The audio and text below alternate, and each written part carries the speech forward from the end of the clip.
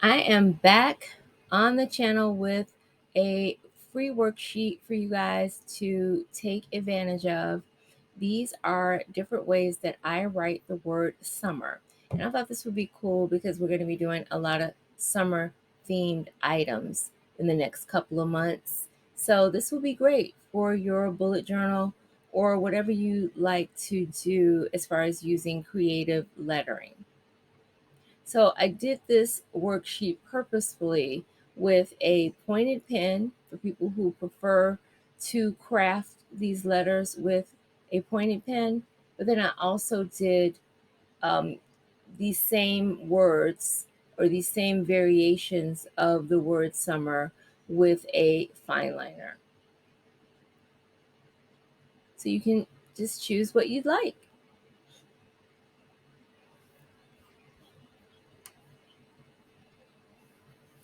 So then obviously using the pointed pen, if I'm doing a monoline, summer, you're just going to use the tip of the pen or the point of the nib.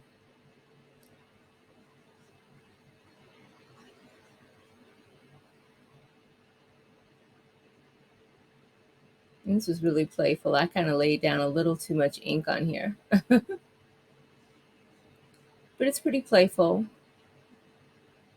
And you take this flourish of the R and go down. You really underline the word. And I tend to add a little pressure at the end of my letters because it'll give it a little bit of a terminal. You can just tell where you've actually put a little weight down on the letter in order to give it a different look. It's always nice to do like a condensed cursive. This is still kind of a basic monoline, but it's got a little weight to it in some of the areas.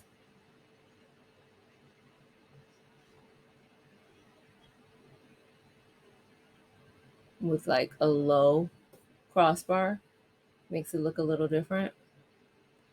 Now I always like to change things up by mixing the case.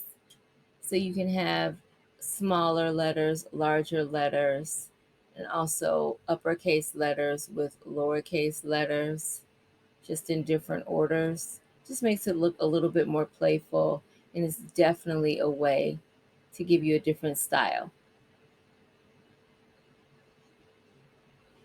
And that's the terminal I was talking about, the end of that R, just adding a little weight to it. This is a contemporary word or contemporary version of summer.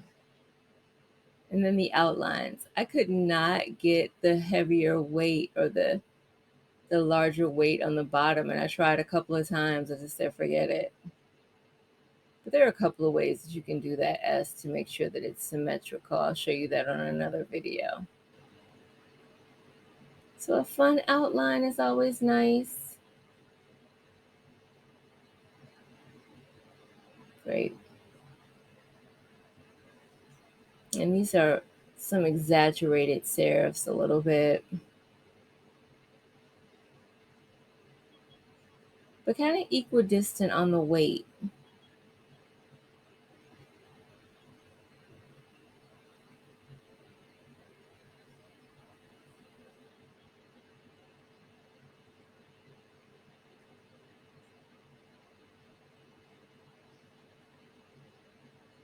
Yeah. Yeah, I like the heavier lettering. And then both of these are really my handwriting. I just have a neat handwriting. I grew up Catholic. So handwriting was a very important course. So I just remember being like in second and third grade, really carefully crafting these letters. I'm using iron gall ink and a blue pumpkin nib. So I hated the first fine liner that I used, so I wanted to go through my case to find another one. So I did.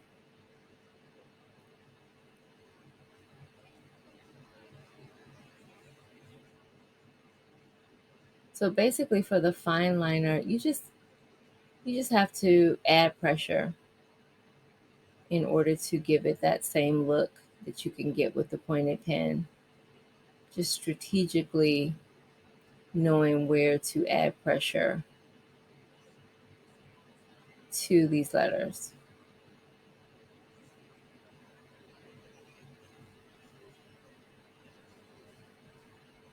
Yeah.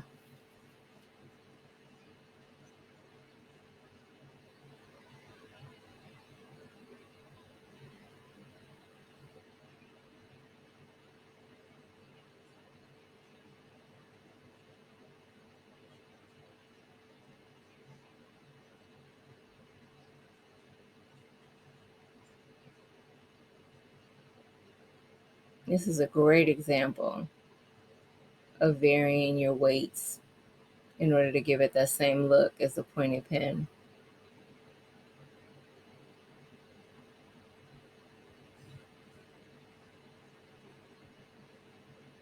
I think this was a 0.7 millimeter fine liner that I ended up using for this. I didn't want to go too heavy.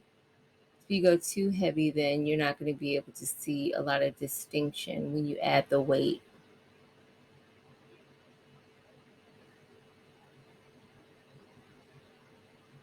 But I'll put in the notes exactly what pen this is. But any fine liner will do, just one that's not too thick.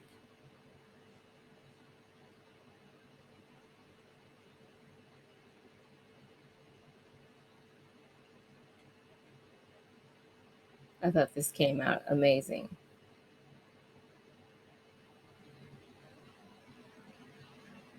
Just as far as trying to mimic what the pointing pen could do, I really like the way this one came out. Yeah.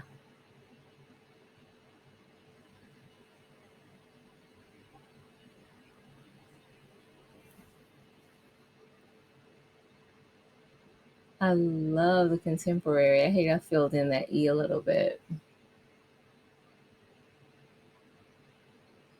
Yep. Even without an outline, I still cannot master that capital S. Hate that. Needed a few more bites at the apple on that one. So just remember, it's always nice to play. And the main reason that I'm making a video like this is so that you'll have reference. You have the worksheet, and you can just do something at a glance. So you're not trying to remember like, how many different ways can I do something? And just remember the first 12 to 15 styles are always pretty easy. It's just pushing yourself to go beyond those. I remember there was a challenge that I did and we had to do 20. And by the time you get to like 16, 17, like your 18th way of doing it, it's like so hard. You have to turn like pretty conceptual. So you're definitely doing some illustration at that point. Like one of your letters becomes a drink or a flip flop. I mean, absolutely. That's probably one thing that I didn't do. I didn't do any decorative elements. I gotta do that. My face is covering up the rest of this. I don't even know how to move myself. Let me see if I can. Nope. That's funny. But I love having this little circle here. This is my first time doing this. I'm doing this inside Canva. I thought this was fun. But I just have to remember about this placement. There's nothing I can do about it.